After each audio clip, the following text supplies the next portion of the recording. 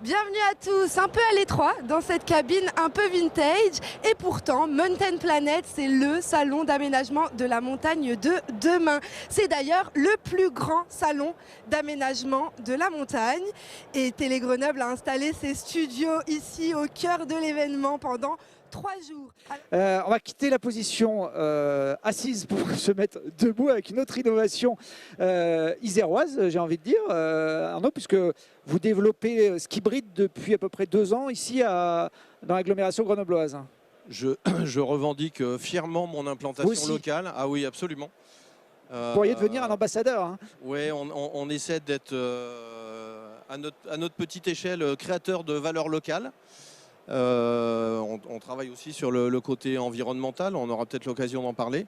Et effectivement, on développe depuis... alors, le développement technique a pris plus que 3 ans, parce que derrière un produit d'apparence simple se cache une géométrie complexe. Mais on a eu la bonne idée de se lancer l'hiver dernier, en pleine crise sanitaire. Quand tout était fermé. Voilà, ce qui a été quand même très utile, parce que ça nous a permis déjà de rencontrer Snook, et de travailler sur les fronts de neige et de réaliser que ce produit représentait un intérêt aussi pour une population non sportive. Donc ça n'a pas été du temps de perdu, mais notre vrai lancement s'est fait cet hiver. Votre idée, c'est de rajouter un guidon à une planche de ski. Alors c'est un petit peu plus que ça, parce que si ça ne se voit pas au premier abord, c'est un guidon qui tourne. Et quand on tourne le guidon, ça permet de vriller la planche. Et donc en fait la planche se comporte exactement comme un snowboard normal, qu'on vrille sans s'en apercevoir, tout en étant piloté comme un vélo. Alors on voit là ce que ça peut donner. D'ailleurs Coralie devrait reconnaître l'endroit. Je crois que c'est à Champs-Rousse, non? Même à Roche-Béranger, j'ai l'impression. Oui, c'est notre deuxième bureau. C'est votre deuxième... On est installé au pied de Champs-Rousse et donc on travaille en atelier le matin et on va tester l'après-midi.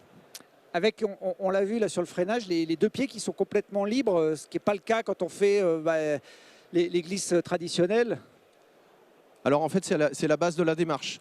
Moi, je suis passionné de glisse, entre autres de sport nautique. Et j'ai toujours regretté, même tout petit, quand j'étais sur la neige, de ne pas retrouver sur la neige la même liberté des pieds qu'on pouvait avoir sur l'eau. Donc à l'origine de la démarche, c'était de trouver le moyen de conduire de façon normale un ski ou un snowboard sans avoir les pieds attachés et en ayant des appuis puissants et solides. La position, ça me rappelait un peu le squall, qui était une glisse il y a quelques décennies. Je ne sais pas si elle existe encore. Alors là, les pieds étaient attachés, mais on était un peu dans cette position sur une seule planche. Alors vous avez de la chance parce que vous allez avoir un scoop. Le squall n'est pas mort, c'est ça? Le squall renaît. Il renaît à partir de l'année prochaine et la majeure partie des images que vous voyez là sont tournées sur squall.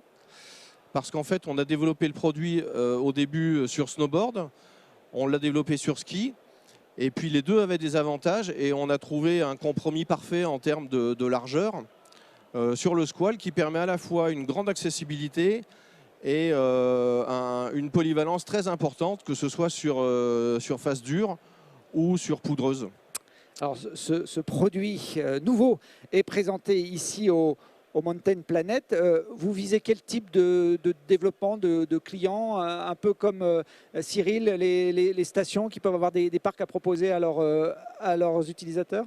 Alors nos clients sont plus traditionnels, ça va être les magasins. Dans un premier temps, on vise plutôt une clientèle de location, donc c'est des magasins de stations. Et puis, dès qu'on aura atteint un seuil de notoriété suffisant, on s'attaquera sur une clientèle d'acquisition, avec là plutôt des magasins de centre-ville. On peut installer votre guidon sur sa propre planche ou il faut avoir le pack complet? Alors, le cadre se fixe sur des inserts normalisés. C'est-à-dire qu'on peut le monter sur n'importe quel snowboard du marché, hormis une marque ou deux qui sont sur des systèmes spécifiques. Mais on peut le monter sans abîmer la planche en 5 minutes. Et évidemment, on fait la promotion de notre pack actuel parce que techniquement, c'est ce qui offre le plus de possibilités. Et puis accessoirement, moi il y a 30 ans j'étais également squaller. Et comme le squal redémarre avec son créateur d'origine, avec qui je suis en train de m'associer, on est en train de promouvoir une discipline à 2 voire 3 facettes, c'est-à-dire qu'avec le même engin, on peut avoir une pratique de type squal adaptée au goût du jour, c'est-à-dire avec des pistes plus fréquentées, donc un engin qui demande moins d'engagement sportif, mais qui permet beaucoup de sensations quand même. Et puis une pratique pied libre avec un guidon. Et la troisième partie étant plus proche de ce que fait Cyril, qui est ce que j'appelle les petites roulettes du vélo. C'est-à-dire qu'on peut apprendre à faire du ski bride debout en démarrant sur un espèce de strapontin qu'on met ou qu'on retire en fonction de la difficulté des passages par rapport à son niveau et qu'on retire complètement au bout de quelques temps quand on est autonome. Bon, ça se pilote un peu comme un vélo. Oui, complètement. Voilà, on le voit là sur ces images, le système de torsion. Et puis après, effectivement, ça ressemble un peu à ce qu'on pourrait avoir en VTT en montagne. Est-ce que c'est aussi compliqué d'apprendre le ski bride que le vélo? C'est aussi long? Alors, je ne sais pas quel adulte peut garder un souvenir de la difficulté d'apprentissage du vélo, parce que tout le monde sait faire du vélo. Ce qu'on peut dire, c'est que c'est globalement plus facile d'apprendre le ski bride que le ski ou le snowboard.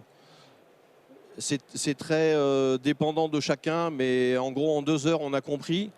Et en démarrant avec un strapontin, on peut démarrer tout de suite sur un télésiège et une piste verte adaptée. Et ça permet aussi, par exemple, sur des groupes, de garder une grande homogénéité de pratique, malgré des niveaux très différents, même si dans le groupe, on a des non-skieurs et des sportifs engagés. On peut prendre les remontées mécaniques avec votre ski bride? Alors, il n'y a aucune difficulté technique à prendre aussi bien des télésièges que des tire-fesses. Et on est homologué sur les 2. Et on a même une particularité, c'est que notre guidon se relève pour des questions de sécurité lors de grosses chutes, mais il se relève aussi de façon volontaire. Et on est homologué guidon relevé, et à ce titre, on est reconnu comme un simple skieur. Oui, donc vous n'avez pas besoin de réglementation particulière pour aller dans les stations. On reste soumis à la réglementation particulière, mais c'est un argument qui est bien entendu par les exploitants de remontée mécanique, parce que ça leur retire une contrainte de sélection, notamment quand il y a des périodes de grosse affluence. Bon, Nicolas, le ski bride, ça t'inspire pour un combo depuis la Chartreuse jusque dans Beldon? Ouais, on pourrait le mettre sur le sac du parapente, et comme ça on n'aurait pas les skis aux pieds qui nous gênent un peu en vol. Non, ça pourrait être super. Alors le poids de notre cadre ne pèse pas plus lourd qu'une paire de chaussures de ski de piste. Donc on est à 3,5 kg. Et souvent les gens sont étonnés quand ils soupèsent l'engin. Ah, 3,5 kg, effectivement. C'est quoi? C'est du carbone? C'est de l'aluminium haut de gamme, l'aluminium aéronautique. C'est de la technologie de VTT en fait. Hein. On est sous la même industrialisation que le vélo. Alors si j'ai bien compris, pour l'instant, comme ça, finaliser le développement, c'est pas encore forcément en vente pour le grand public. Si, ça peut déjà? Si, c'est en vente presque depuis l'année dernière. La nouveauté étant que cette année, on va distribuer aussi le squal, aussi bien en pack que seul. Bon, combien ça coûte pour s'offrir un ski bride? Alors si on prend ce qu'il y a de plus cher avec le squal qui va sortir l'année prochaine, on est à 1 200 €. Bon, très bien. Et je crois qu'il y a une version enfant que vous êtes en train de préparer. Alors on a beaucoup de choses dans le tuyau, et entre autres une version enfant, parce qu'on s'est aperçu sur des retours d'essai, notamment avec des clubs de sport et des jeunes, qu'il y a une grosse appétence sur ce qui glisse avec un guidon. Et forcément, ce n'est pas très adapté pour des enfants qui font moins d'1,50 m. Et on développe un cadre pour les jeunes. Ouais. Bon. Vous avez encore d'autres innovations pour les futurs Mountain Planet dans la tête tous les deux?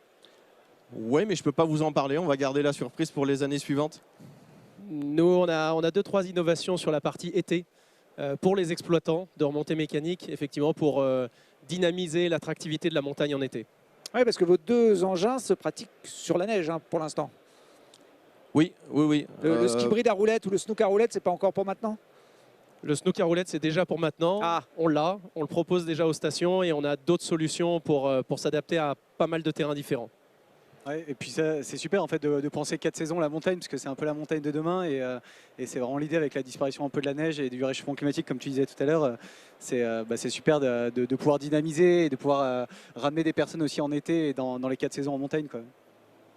Eh ben merci en tout cas à tous les 4 et bonne chance dans vos projets de développement pour les championnats du monde en France en 2023 à Courchevel et à Méribel. C'était la meilleure saison de Coralie Frasse-Sombé en 2022, mais je pense que ce sera encore meilleur en 2023. On suivra ça, et puis Nicolas, dès qu'il sera revenu des États-Unis, on le accueillera avec plaisir pour nous raconter ce qu'il a fait. Voilà, c'est la fin de cette émission au sein du Mountain Planet. On se retrouve très vite avec d'autres invités pour d'autres aventures.